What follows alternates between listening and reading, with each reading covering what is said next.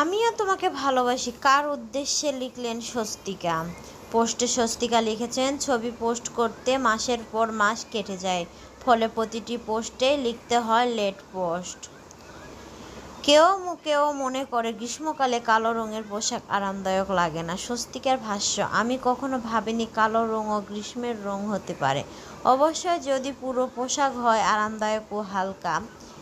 প্রতিটি ছবির সঙ্গে আলাদা ক্যাপশন জুড়ে দিয়েছেন স্বস্তিকা।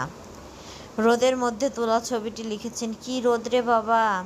পাশে একটি ফুল গাছ ছিল, গাছ থেকে ফুলের নাগাল পেয়ে গেছেন স্বস্তিকা। ফুলটি ছিঁড়ে কানে গুঁজে ছবিটি তুলেছেন তিনি, লিখেছেন লক্ষ্মী মেয়ে। আরেক ছবিতে লিখেছেন ফুলকুমারী। দুই হাতের আঙুল ভালোবাসার ইমেজিং দেখাচ্ছেন স্বস্তিকা, লিখেছেন আই লাভ ইউ টু। কথাটি কার উদ্দেশ্যে লিখেছেন অভিনেত্রী। পছন্দের পোজে স্বস্তিকা লিখেছেন জুতাটা যেন দেখা যায়।